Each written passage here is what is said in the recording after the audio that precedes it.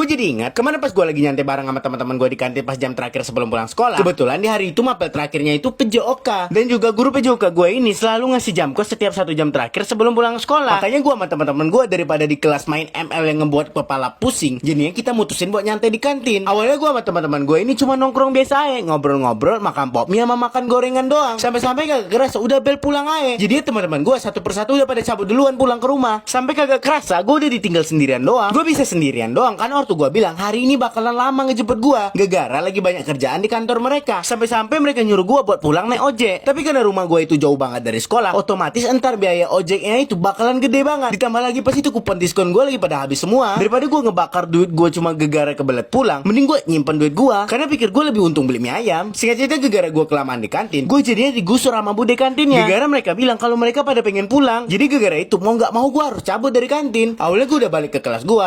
Apesnya kelas gue udah dikunci sama ketua kelas gue. Jadi gara-gara gue gabut, gue iseng tuh keliling-keliling pekarangan sekolah gue. Ya hitung-hitung ya buat jalan-jalan sore lah. Pas gue lagi jalan dan kebetulan lewat di depan ruangan OSIS, di situ gue ngeliat kalau ada cewek yang kayaknya setahun di bawah gue pakai almet sama rompi OSIS. Lagi bingung sambil ngeliatin kamera. Kamera yang gue maksud itu betulan kamera ya. Awalnya gue ada niatan buat nyamperin dia. Tapi karena tiba-tiba ortu gue nelpon dan ngabarin bakalan ngejemput gue dalam 15 menit. Hal itu ngebuat gue kagak jadi nyamperin dia. Tapi di luar perkiraan gue. Sehabis gue tutup teleponnya dan balik ngeliat ke arah si cewek, gue kaget karena tiba-tiba tuh orang udah ada di dekat gue. Belum juga gue ngomong apa-apa, si cewek ini udah ngomong duluan. Dia ngomong gini nih, "Bang, kamu tahu cara pakai kamera?" Karena dulu gue pernah beberapa kali pakai kamera. Jadi gue jawab jujur aja. Hah?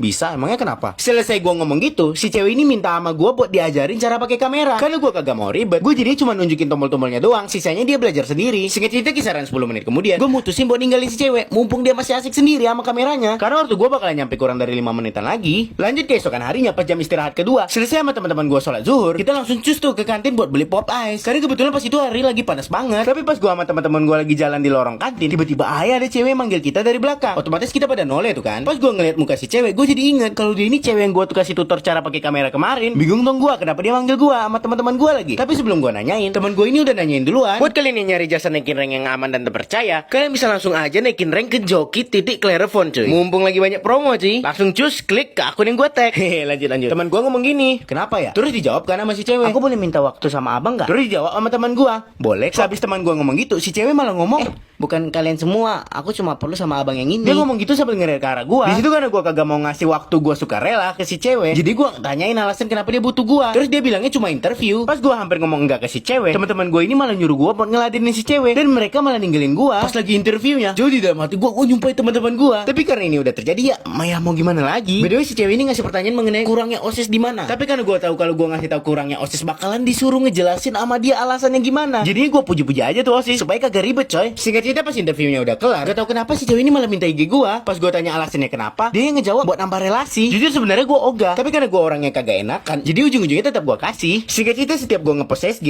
si cewek ini selalu nge-reply SG gue. Yang pasti setiap dia reply bakalan gue respon. Ntar takutnya gue dikira sombong sama dia. Singkat cerita 5 bulan kemudian, sekolah gue ngadain acara ngecamp pramuka khusus buat murid-murid kelas 10 yang dibimbing sama murid-murid kelas 11. Awalnya gue kagak tertarik, uang gue juga bukan anak ekskul pramuka kok. Apesnya sekolah gue minta 4 perwakilan murid kelas 11 dari masing-masing kelas. Ditambah lagi apes ya, gara-gara ekskul pramuka di kelas gue ini cuma ada 3 orang. Dari banyak murid di kelas gue ini, guru gue malah milih gue buat ngisi slot keempatnya. Jadi dengan sesak hati harus gue terima. Singkat cerita pas pembagian gugus satu kelompoknya, kebetulan apa gimana, dari 8 murid yang gue bimbing, malah ada si cewek yang pernah gue kasih tutor cara pakai kamera. Selama acara berlangsung, gue kan selalu merhatiin anak asuh gue tuh ya, anak-anak yang gue bimbing gitu. Ya hitungannya 8 orang tuh anak gue dah. Gue perhatiin, kayaknya mereka pada cinlok dah. Soalnya kelihatan parah dari gerak-gerak mereka. Tapi ada satu cowok anak asuh gue yang kayak si kagak kebalas sama satu cewek. Kebetulan si cewek itu yang OSIS yang kagak bisa kamera itu cuy. Gue cuma ketawa doang ngeliatin dari jauh. Karena menurut gue lucu aja. Singkat cerita pas sudah masuk ke acara unggun, gue kan duduk santai itu sambil ngeliatin unggun dari jauh. Tiba-tiba si cewek yang kagak bisa pakai kamera itu datang duduk di samping gue. Terus dia ngomong, "Cantik ya kak." By the way, dia manggil gue kak karena emang di pramuka kayak gitu cuy. Di situ gue ngejawab kan, "Iya cantik." Selesai gue ngomong gitu, si bangsat ini malah ngegodain gue.